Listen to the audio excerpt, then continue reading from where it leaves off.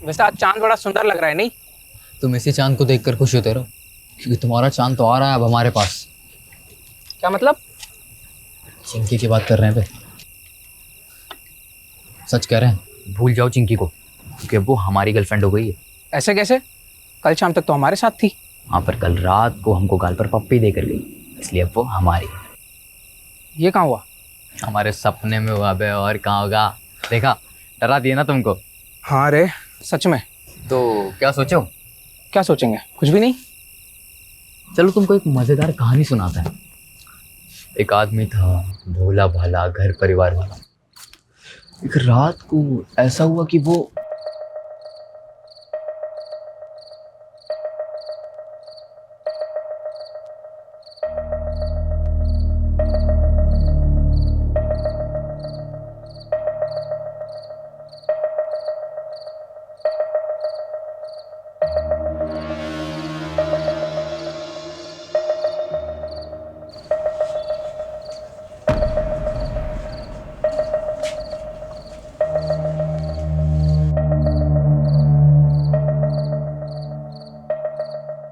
शमीम,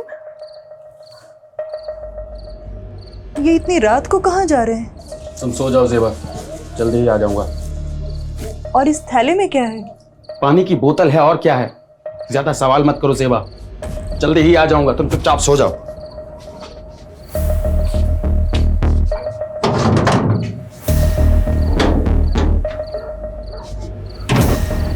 फिर उस आदमी को पता नहीं क्या सूझी कि वो अपनी औकात भूल गया।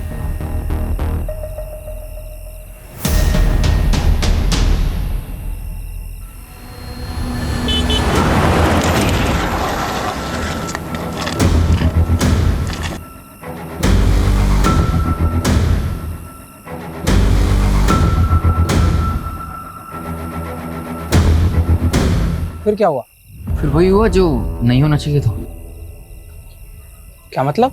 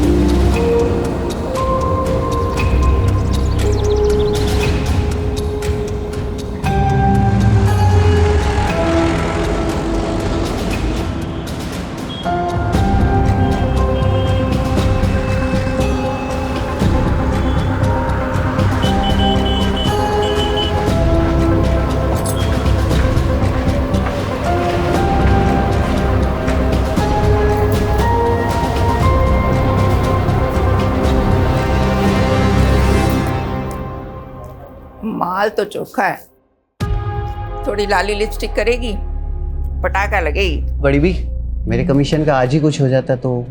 गुड्डू, जी बड़ी भी। इस कुत्ते का मुंह बंद कर, पैसे ठूस कर।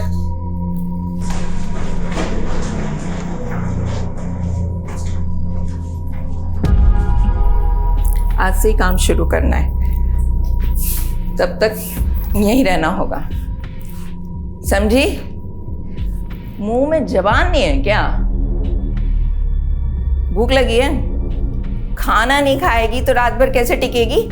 मैं खाना भिजवाती हूँ तुम्हारे लिए।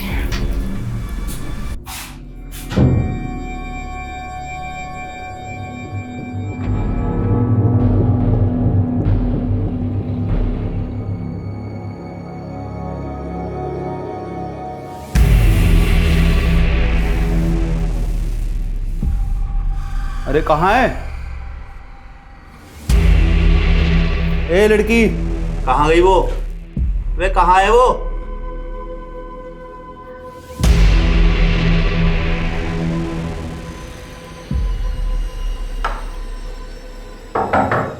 लड़की, ए लड़की,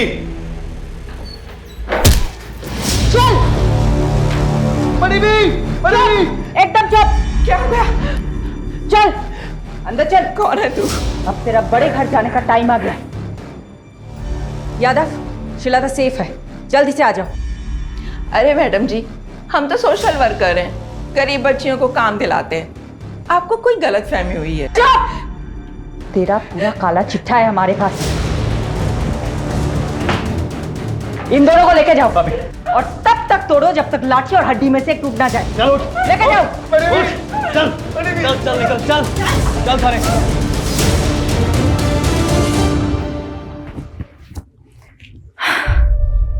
श्वेता बेटा, ठीक हो तुम? कुछ नहीं होगा तुम्हें, ओके? तुम सेफ हो। जल्दी से अपने मम्मी पापा के पास पहुंच जाओगी। डोमेस्टिक हेल्प सर्विस एजेंसी के नाम पर झारखंड, बिहार और नॉर्थ ईस्ट की लड़कियों को लाया जाता था और उन्हें डराकर नशे की आदत डालकर प्रोस्टिट्यूशन में ढकेला जाता था। कौवा से वे अंडे, कोयला के लेवे। तू जलेबी ना तल चौधरी, सीधा बोल।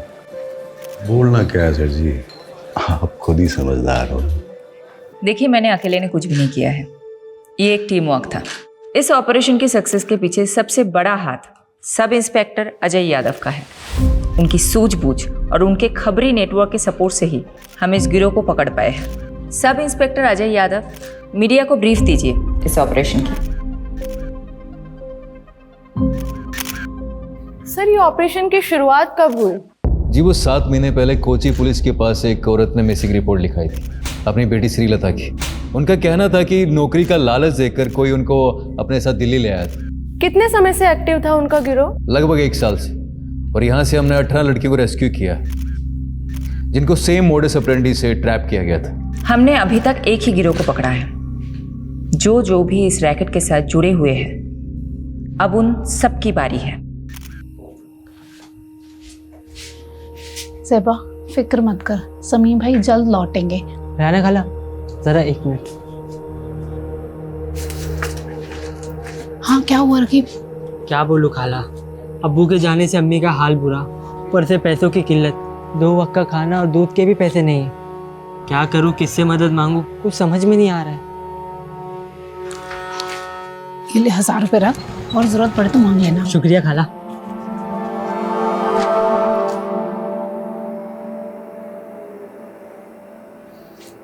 अजीज, शमीम का कुछ पता चला क्या? पुलिस ने कहा है कि वो पता लगाएगी शमीम का। वैसे मुझे नहीं लगता वो लोग कुछ करेंगे।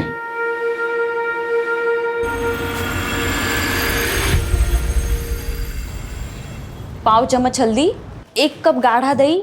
दिखाइए तो क्या क्या लिखा। ये देखो। अरे मैडम, ये क्या लिख दिया आपने? मैंने 1 चम्मच लाल मिर्च और पाव चम्मच हल्दी बोला था, सब उल्टा लिख दिया आपने। अच्छा हुआ तुमने देख लिया, वरना पता नहीं मैं क्या कर रही हूँ। एक्चुअली आज आरुषि की फ्रेंड्स आ रही है स्लीप ओवर के लिए, तो मैंने सोचा कि कुछ अच्छा सा बढ़िया सा पंजाबी डिश बना कर खिलाऊँ। आई होप आज मैं आरुषि को कोई शिकायत का मौका ना दूँ। अच्छा, श्रीलता को मेडिकल एग्जामिनेशन के लिए भेजा था, रिपोर्ट्स आई? जी मैडम, कल शाम को ही आ गई थी। रेप तो नहीं हुआ था उसके साथ, बट काफ़ी मात्रा में उसको ड्रग्स दिए गए थे। डॉक्टर ने बोला है कि 2-3 दिन ऑब्जर्वेशन में रखेंगे। चलो मैं रेसिपी ख़त्म करती हूँ। Hello, what?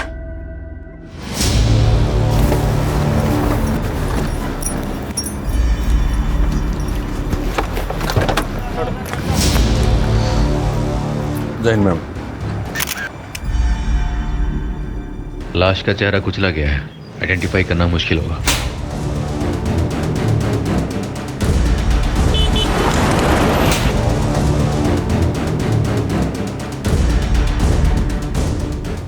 Solanki, mobile, wallet, ID card कुछ मिला?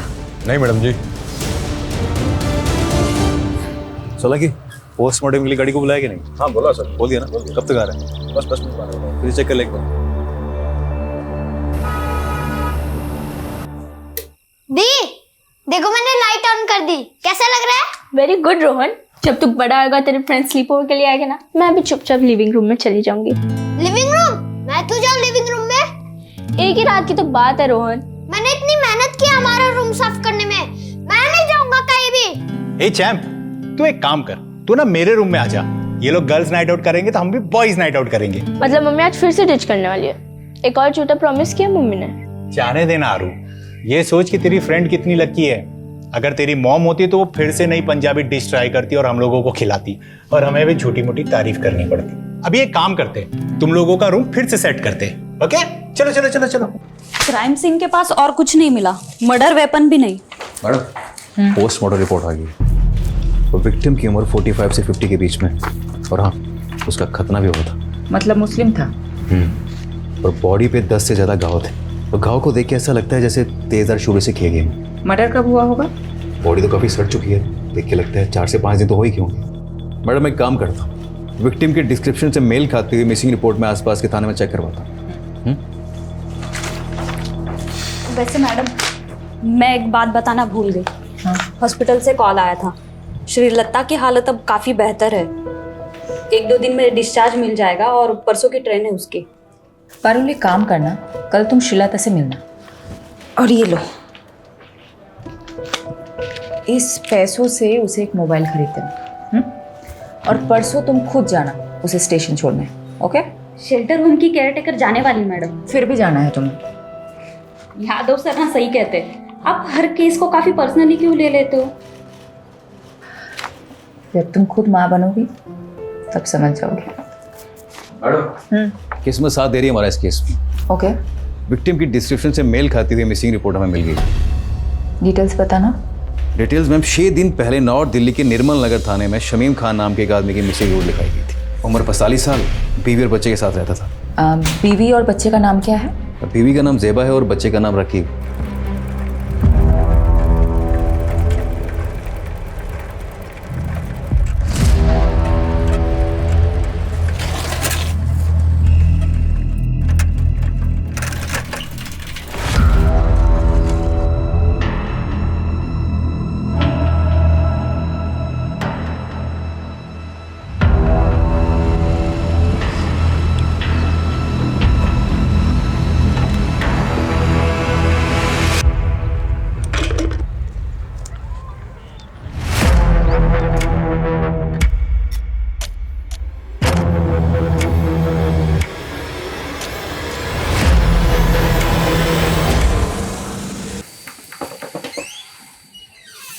पाटी सर, आपने बुलाया मुझे? इधर आ, ये देख जरा। क्या हुआ सर? धोखा है मेरे साथ, धोखा। नहीं सर, मैं तो रोज 9 घंटे की पाली खत्म करके ही निकलता हूँ। तो झूठ बोलता है। नहीं सर। ऊपर से काम चोरी करता है। अब ध्यान रख ले, अगले 1 महीने तक तूने ओवर टाइम करके मेरा हिसाब पूरा करना है। अगर कुछ गड़बड़ हुई तो याद रख, तेरा वही हाल होगा जो शमीम का हुआ था। समझा?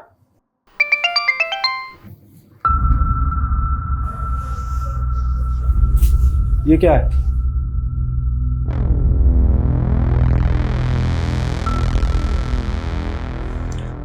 पहले शमीम कहीं चले गए और अब रकीब का भी पता नहीं। कुछ पता चला रकीब का? नहीं, लेकिन मैंने रकीब के कुछ दोस्तों से बात की। रकीब ने किसी को 1000 रुपए दे के बंदूक खरीदी है। रकीब बंदूक क्यों खरीदेगा? रकीब! रकीब! क्या हुआ बेटा? क्या हुआ? क्या हुआ रकीब? इसको खड़ा करो। क्या हुआ बेटा? रकीब, ये घाव कैसे? और बंदूक क्यों खरीदी तूने? कुछ गलत किया है तूने? बोल बेटा, बोल। कहीं इन सब का ताल्लुक शमीम भाई के गायब होने से तो नहीं है? क्या जानता है तू शमीम भाई के बारे में?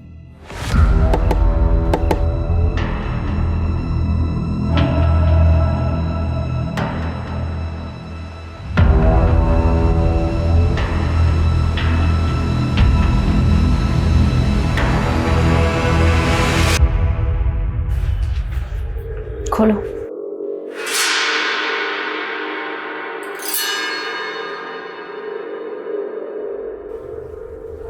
नहीं, ये मेरे शोहर नहीं है। ये शमीम भाई नहीं है मैडम। चलो ज़ेबा। रुकिए। सोलंकी। लाश पे ये कपड़े थे।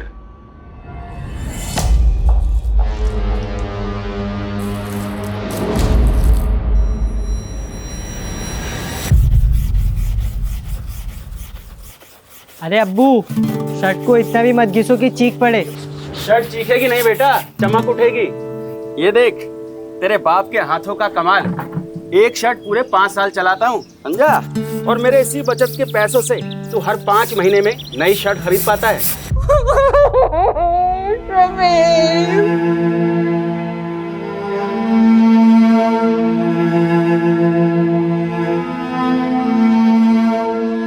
देखिए, मैं जानती हूँ ये सही समय नहीं है बात करने का, लेकिन शमीम की हत्या हुई थी और हत्या को 6 दिन हो चुके हैं। शमीम की किसी के साथ अनबन, झगड़ा, कुछ भी? ऐसा कभी कुछ नहीं हुआ था।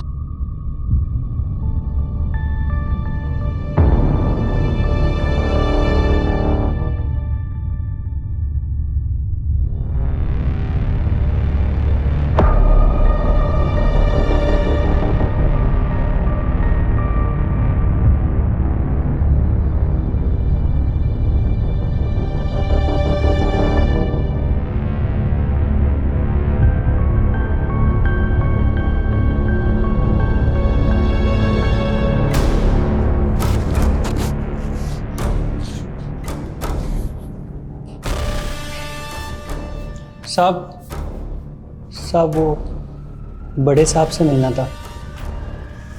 नाम क्या है तुम्हारा? बाबू। बाबू पक्का यही था वो? कितनी बार बताया साहब, 100% यही था। 2 आदमियों ने इसे पीछे से पकड़ रखा था और एक आदमी इसको चाकू मार रहा था। मैं डर के मारे सहम गया था, इसलिए इसकी मदद भी नहीं कर पाया। हमारे पास इतने दिन बाद क्यों आए? मैडम जी, दिल्ली में नया हूँ और किसी को जानता भी नहीं, और फिर पुलिस स्टेशन में आने से हर कोई डरता भी तो है। तो फिर बाबू अचानक तेरी अंतरात्मा कैसे जागे? हाँ साहब, पेपर में पढ़ा कि इसका कातिल अभी तक नहीं मिला, तो मुझे ख्याल आया कि वो किसी का पति, किसी का भाई होगा शमीम, और उसे इंसाफ तो मिलना चाहिए ना। और मैम, मुझे किसी लफड़े में नहीं फंसना। बाबू, मेरी बात अच्छे से सुनो जी। इस शामीम को 3 लोगों ने मारा है। उनका हुलिया पहचान सकते हो? चित्र बनवा सकते हो? शक्ल तो याद है मुझे मैम, रोज रात को सपने में आते हैं तीनों कमीने।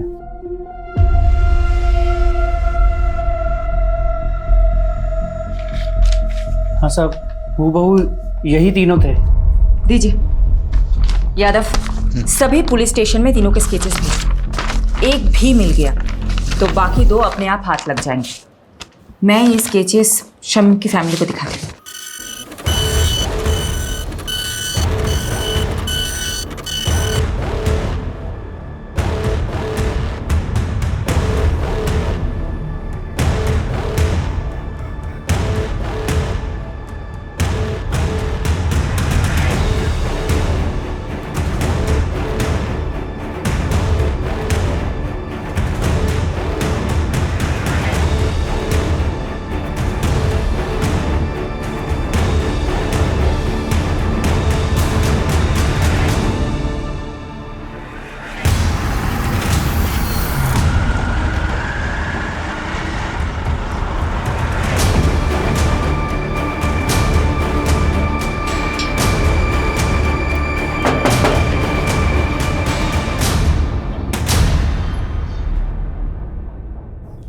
ज़ेबा, तुमने हमें बताया था कि शमीम की किसी के साथ दुश्मनी नहीं है, लेकिन हमें एक आई विटनेस मिला है जिसने 3 लोगों को शमीम को मारते हुए देखा था।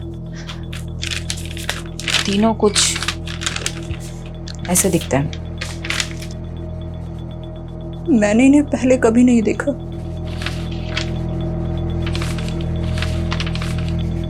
जिस रात शमीम गए थे तभी मुझे अजीब लग रहा था। मैंने उनसे पूछा भी था, ये इतनी रात को कहाँ जा रहे हैं? ज्यादा सवाल मत करो ज़ेबा, जल्दी ही आ जाऊंगा, तुम चुपचाप सो जाओ।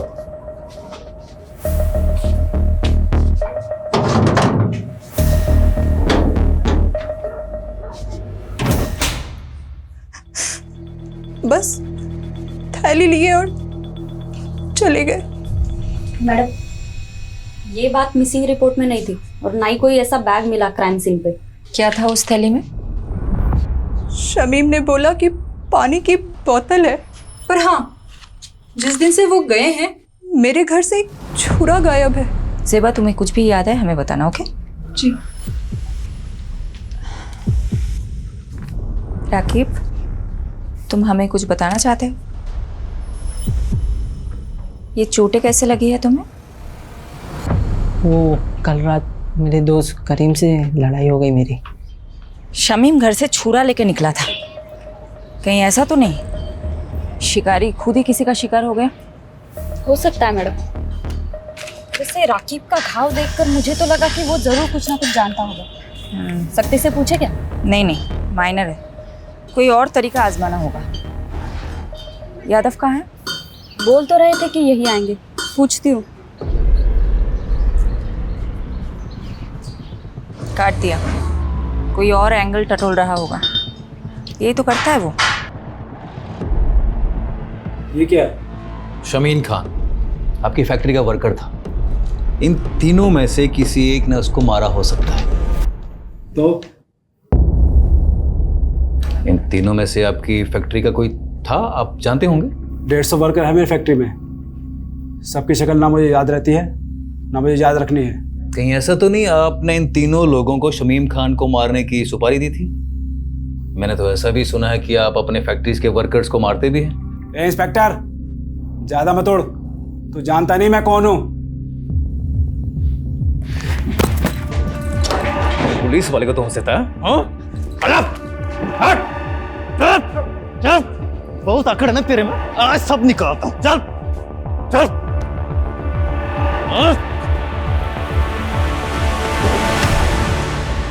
अगली बार घसीटता हुआ सीधा थाने ले जाऊंगा। दोबारा पुलिस के सामने इज्जत से पेश आना, समझा? चल।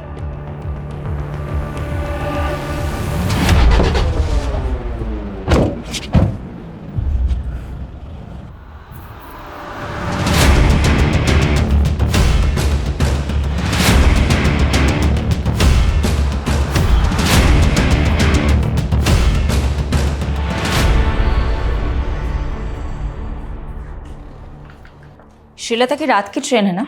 जी मैडम, कल रात तक अपने गांव पहुंच जाएगी। यादव सर का फोन है। स्पीकर पे रखें।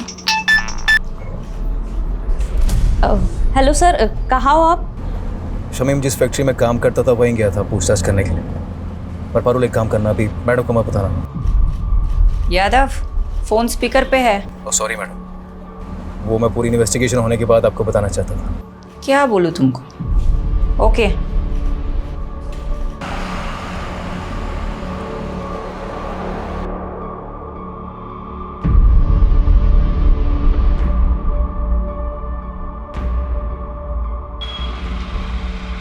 तो देखा क्या?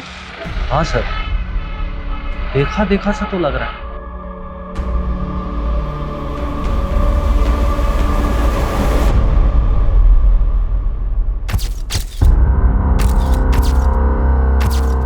Meenakshi, I'm gonna miss you. उम्र 55 की लेकिन दिल बचपन का है तुम्हारा।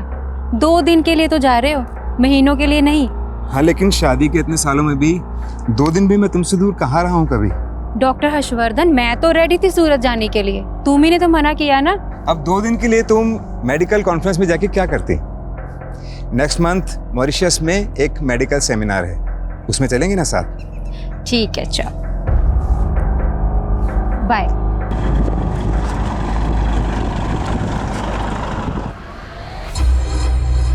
दीपक, जरा अपना फोन देना।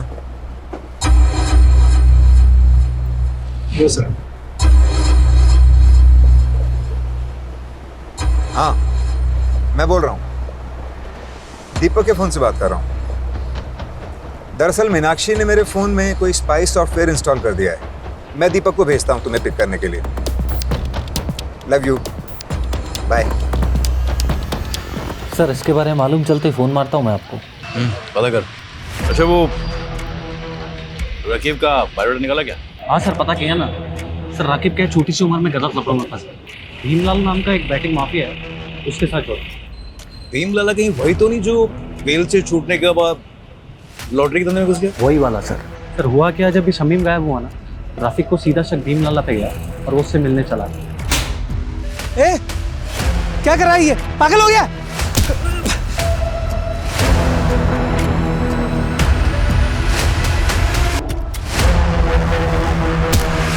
सर मारने गया था, मार खा के आ गया। सब मेरी गलती, मेरी वजह से अब्बू की जान गई। मुझे ऑनलाइन गेम की लत लग गई थी जिसमें आप बहुत सारे पैसे कमा सकते हो। भीमलाल अपना मोबाइल और पैसे देता था मुझे गेम खेलने के लिए। ज़्यादा पैसे कमाने की लालच में 2 लाख रुपए कर्ज हो गए मुझ पर। भीमलाला पैसों की वसूली के लिए हमारे पीछे पड़ गया था। उस दौरान अब्बू अजीज अंकल के साथ बिजनेस शुरू करने का प्लान बना रहे थे। अजीज अंकल के दिए हुए 60,000 रुपये मैंने चुरा लिए और भीमलाला को दे दिए। बस बाकी के 1,40,000 कब देगा? वही ब्याज के साथ? दे दूंगा, जल्दी दे दूंगा। लेकिन अब्बू को पता चल गया कि वो पैसे मैंने लिए। बता क्या क्या तूने पैसे? बताता क्यों नहीं क्या किया? अरे तू आज तेरी वजह से सब कुछ हुआ है। माफ कर दो। क्या जवाब दूं अजीज भाई को? बोल। मुझे माफ कर दो अब्बू, मारो मुझे, मारो, मैं बहुत बुरा हूँ अब्बू, मुझे मारो। क्या कर रहा है? क्या कर रहा है? पागल हो गया है क्या? सुन बेटा, क्या हुआ है? हाँ, हमें बता क्या हुआ है, हम कोई तरकीब निकालेंगे। बोल बेटा। लाला जी, मैं धीरे धीरे आपका सारा कर्ज चुका दूंगा। धीरे धीरे नहीं, जल्दी जल्दी। 15,000 रुपये महीना चाहिए मेरे को तेरे से। तू 15,000? पर लाला जी इतनी तो मेरी कमाई भी नहीं है, कहाँ से लाऊंगा मैं 15,000? ठीक है, हर महीने 5,000 रुपये, उससे 1 पैसा कम नहीं। अब्बू ने कई महीने तक पैसे दिए लेकिन फिर भी काफ़ी रकम बाकी थी। उसका ब्याज बढ़ता ही जा रहा था। क्या उस रात शमीम लाला को माने उसके घर गया था क्या?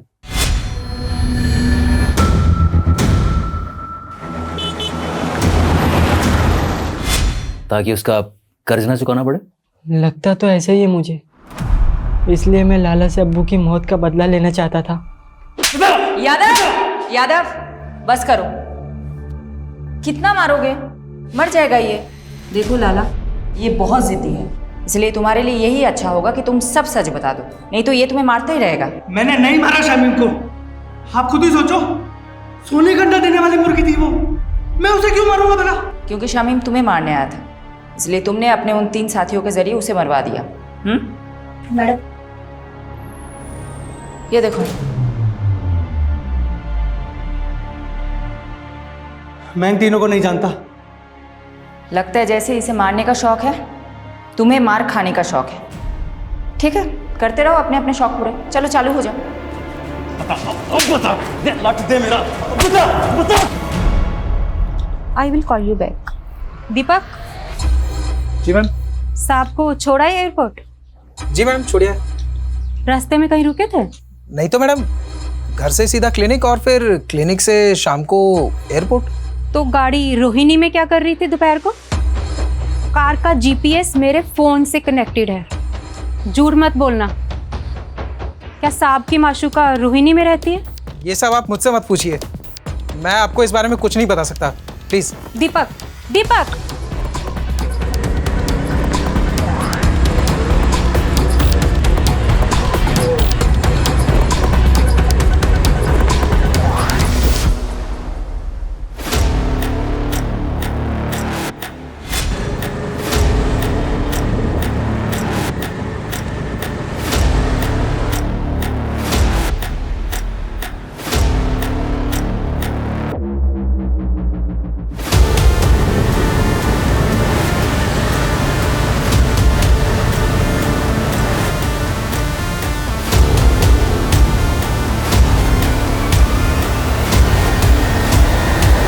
मैडम जी, हम गंगा मैया की कसम खा के कहते हैं, हमने किसी शमीम को नहीं मारा। झूठ मत बोल, हमारे पास चश्मदीद गवाह है जिसने तुझे शमीम का मर्डर करते हुए देखा है, और तेरे साथ ये दोनों थे।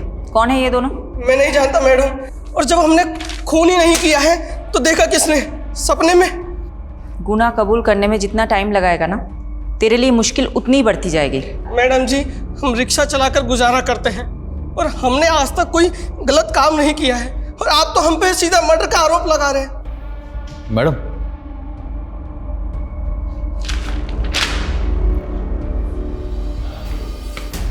बोलो। हाँ, जीतू के बारे में पता किया मैंने। उसकी मॉलेज काफ़ी शरीफ आदमी है, कोई क्रिमिनल रिकॉर्ड भी नहीं है इसे। हो सकता है ये मर्डर से डेब्यू किया हो। इसे थोड़ी अपनी वाली ट्रीटमेंट दो, शायद सच उगल दे। तो मैं पारुल को बोलती हूँ, शहर के सारे पुलिस स्टेशन में पता करे जीतू का कोई क्रिमिनल रिकॉर्ड है या नहीं।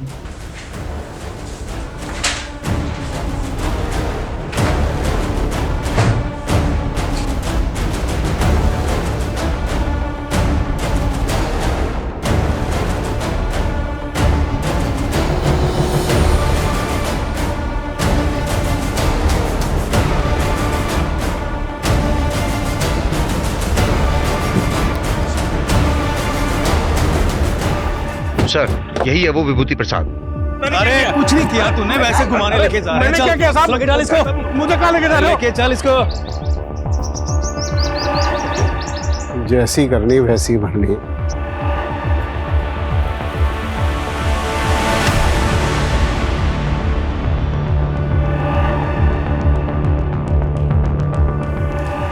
मैम, यही है वो आदमी जिसने उसको चाकू मारा था।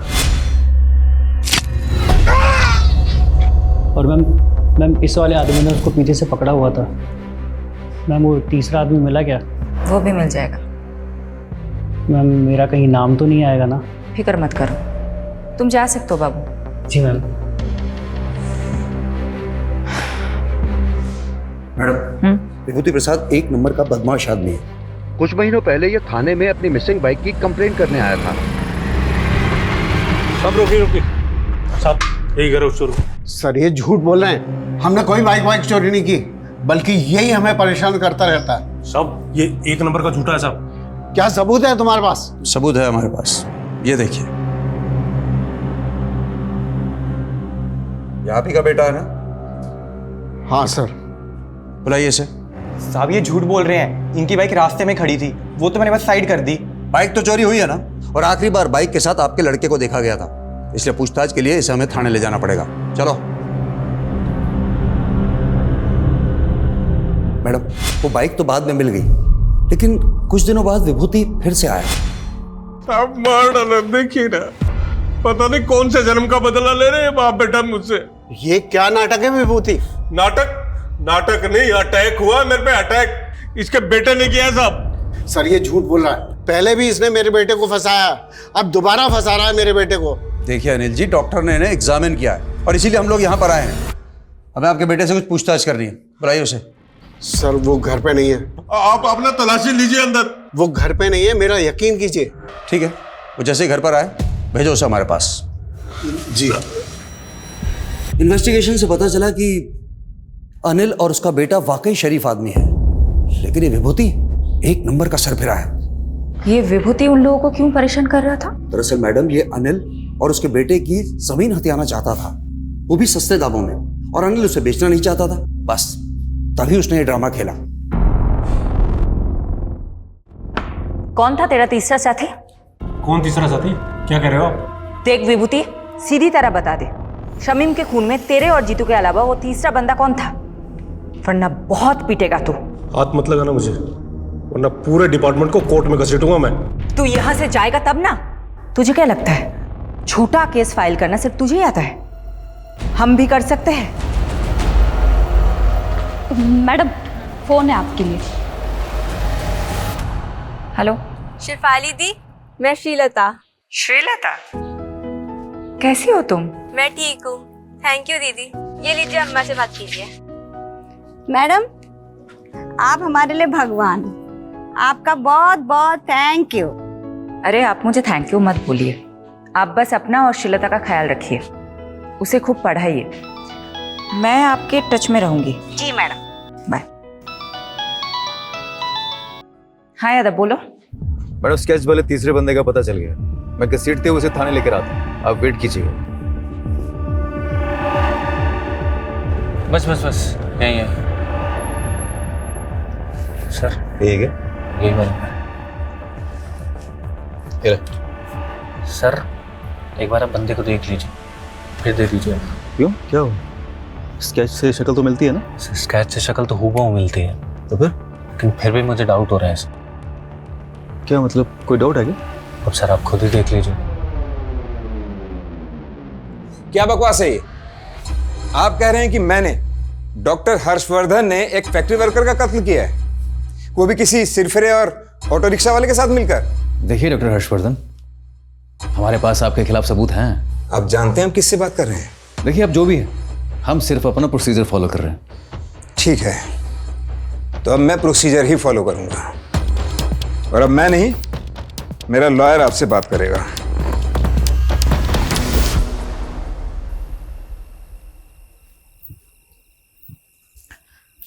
ये लो। हाँ हाँ, सब हंस रहे हैं मुझ पर, तुम भी हंस लो। सॉरी शिफाली, लेकिन ये तुम्हारा यादव है ना, जोश में होश को बैठता है। गलती सबसे होती है, इट्स ओके। ये गलती नहीं, ब्लंडर था। सीमोन किसी आई विटनेस ने बोल दिया और तुम लोग शहर के नामी डॉक्टर हर्षवर्धन को अरेस्ट करने के लिए निकल पड़े। क्या फायदा हुआ? 5 मिनट में उसका वकील उसकी बेल करा के चला गया। तुम वकील लोग ना कभी पुलिस की प्रॉब्लम नहीं समझोगे। तुम लोगों को मजा आता है कानून के लूप होल्स को निकाल के मुजरिम को बचाने में। तो अब तुमने ये डिसाइड कर लिया कि डॉक्टर हर्षवर्धन मुजरिम है? नहीं नहीं, मैं एक जेनरिक बात कर रही थी। देखो, डॉक्टर हर्षवर्धन को हमने पूछताछ के लिए बुलाया, उसका एक बेस था, एक आई विटनेस है जिसने सस्पेक्ट का स्केच बनवाया है। वो हुलिया बिल्कुल मैच करता है डॉक्टर हर्षवर्धन से। इस ब्लाइंड केस में ये एक ही तो स्ट्रॉन्ग पॉइंट है हमारे पास। एक सेकंड, अब मुझे समझ में आ रहा है, अब मुझे एक्चुअल में समझ में आ रहा है क्यों हम गोल गोल घूम रहे थे इस केस में। Thank you for your help. Sorry madam, मेरी वजह से आपको कमिश्नर सर से बात सुननी पड़ी। यादव, ये सब कुछ छोड़ो। पारुल, मुझे इतना बताओ, विभूति प्रसाद, ऑटो ड्राइवर जीतू और डॉक्टर हर्षवर्धन, इन तीनों के कॉल रिकॉर्ड्स चेक किए? जी मैडम, शक करने वाली कोई बात नहीं मिली। इन तीनों के बीच में कोई कम्युनिकेशन? पिछले 1 साल के कॉल रिकॉर्ड्स में तो इन लोगों की आपस में कोई बात नहीं, और ना ही इन तीनों में से किसी का फोन लोकेशन क्राइम सीन के पास मिला। नाउ थिंक, तीनों अलग अलग एरिया के लोग हैं। इन तीनों का आपस में या शमीम के साथ दूर दूर तक कोई कनेक्शन नहीं मिला। इन तीनों को शमीम से जोड़ने वाला एक ही इंसान है, बाबू। और एक खास बात, ये आई विटनेस बाबू खुद चलकर हमारे पास आया था, राइट?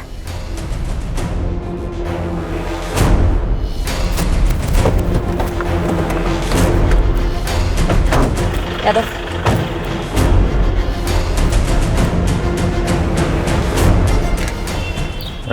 आसपास पता करो बाबू कहाँ है।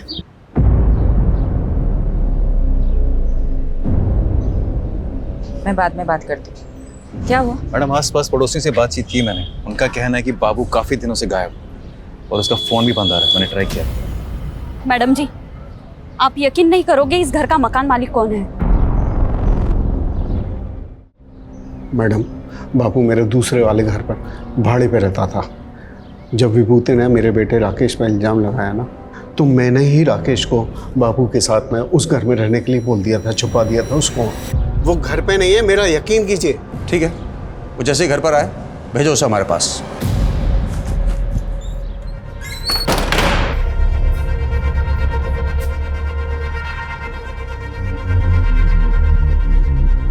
हाँ राकेश, तुम जहाँ हो वहीं रहना, तुम अभी घर मत आना।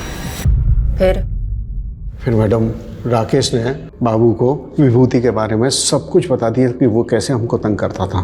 बाबू ने हमको कहा कि वो हमारी मदद करेगा, और बाबू ने झूठी गवाही दी ताकि विभूति पर खून का इल्जाम लग जाए और आप उसे सबक सिखा सके, राइट? जी हाँ मैडम, लेकिन मैडम आप नहीं जानती कि विभूति ने हमको किस कदर तंग करके रखा हुआ था। अच्छा ये बात बताओ, बाबू ने फोकट में मदद की तुम्हारी? जी मैडम। ये बाबू कहाँ है? मैडम पता नहीं, 3-4 दिन से घर बंद करके कहीं गायब हो गया मैडम।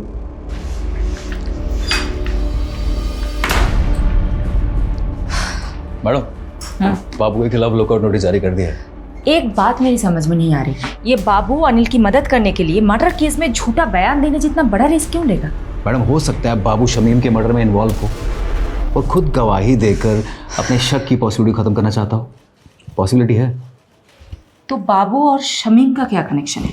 ढूंढते हैं, कुछ तो निकलेगा। मैडम जी, बाबू के पुराने रिकॉर्ड्स चेक कर रही थी। आज से ठीक 5 महीने पहले तक वो फरीदपुर सिकंदराबाद में रहता था। शायद वहां से कुछ इन्फॉर्मेशन मिले।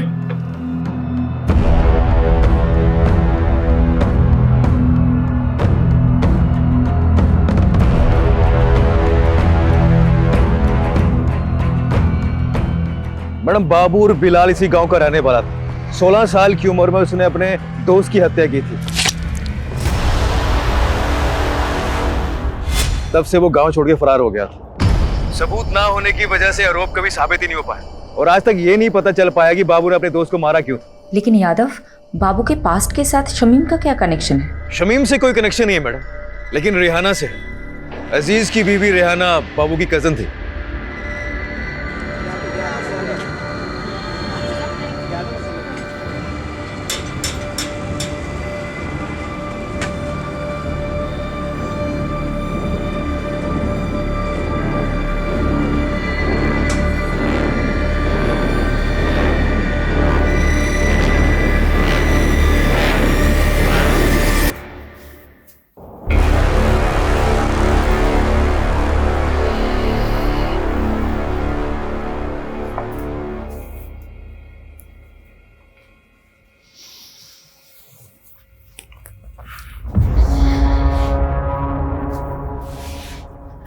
बस ज़ेबा, कब तक ऐसे चलेगा?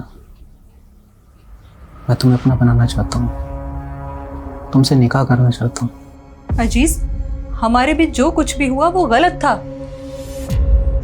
जिसकी सजा भुगत रही हूं मैं। शमीम की रूह को मैं और तकलीफ नहीं देना चाहती। ऐसा मत करो ज़ेबा, मैंने सब कुछ तुम्हारे लिए किया है।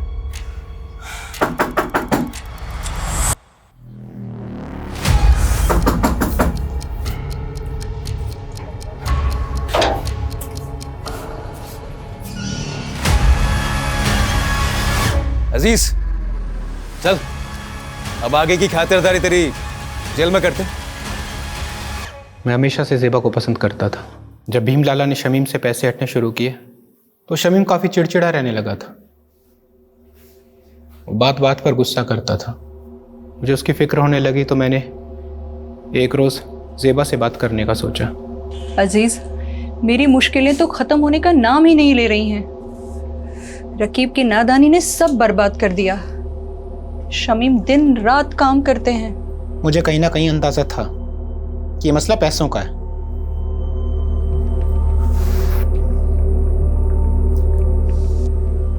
ये रखो, रखो इसको। और हाँ, ना ये कर्ज है ना एहसान। हम धीरे धीरे नजदीक आ रहे थे। ज़ेबा भी मुझे पसंद करने लगी थी। लेकिन एक दिन शमीम को सब पता चल गया। ज़ेबा, ज़ेबा, दरवाजा खोल, दरवाजा खोल ज़ेबा। अजीज,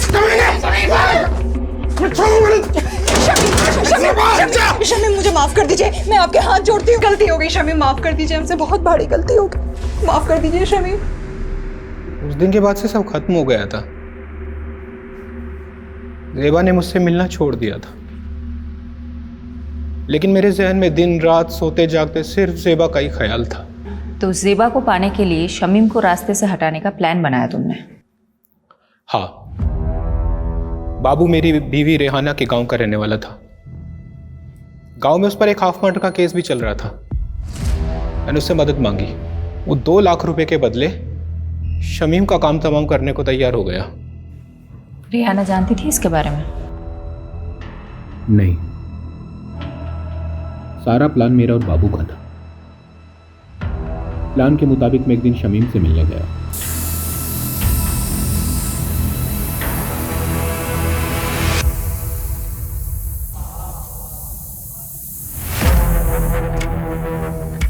शमीम भाई, मैं अपनी गलती पे बहुत शर्मिंदा हूँ, इसीलिए मैंने शहर छोड़कर हमेशा के लिए मुंबई जाने का फैसला किया है। इसके बाद मैं अपनी शक्ल आपको कभी नहीं दिखाऊंगा। बस जाने से पहले दिल खोल कर आपसे बात करना चाहता था। क्या आप मुझसे मिलने आएंगे एक बार? जरूर आऊंगा जी। मेरी तरह शमीम के मन में भी साजिश बन रही थी। उसने जो देखा था वो भूल नहीं पा रहा था। वो भी मेरी जान का प्यासा था।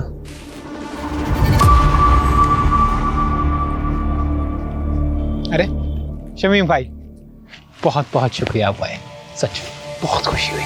और अब अफसोस होगा कमीने, छोड़ूंगा नहीं। तूने मेरे साथ गद्दारी की। माफ करना शमीम भाई, लेकिन ज़ेबा सिर्फ मेरी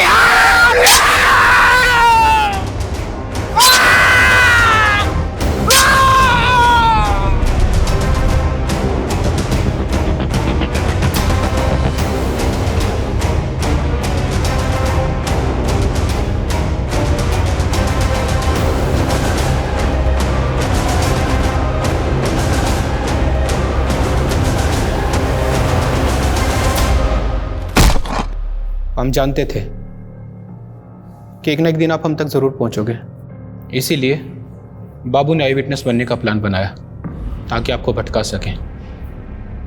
बाबू ने विभूति प्रसाद, जीतू और डॉक्टर हर्षवर्धन का नाम क्यों लिया था?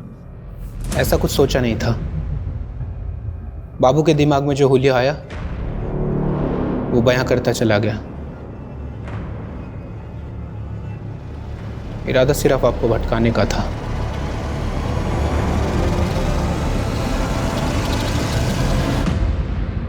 वाह मॉम, खाना बहुत अच्छा बना है। थैंक यू बेटा।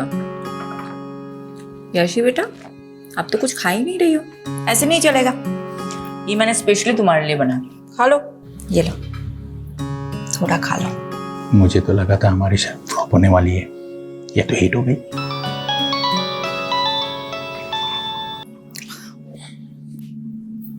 हाँ यादव, बोलो।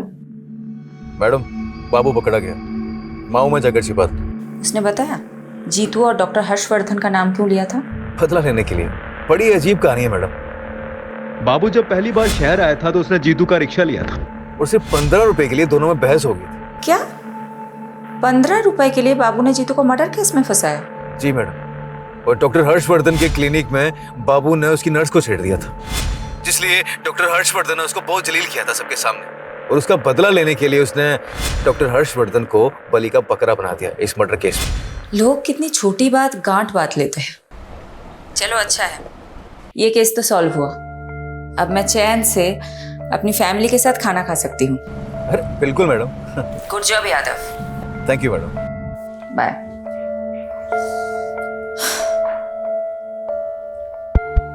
अच्छा सुनो, तुम सब कौन सी मूवी देखोगे, एक्शन या कॉमेडी? Action movie. चलो चलो, खाना खत्म करते हैं, आ जाओ।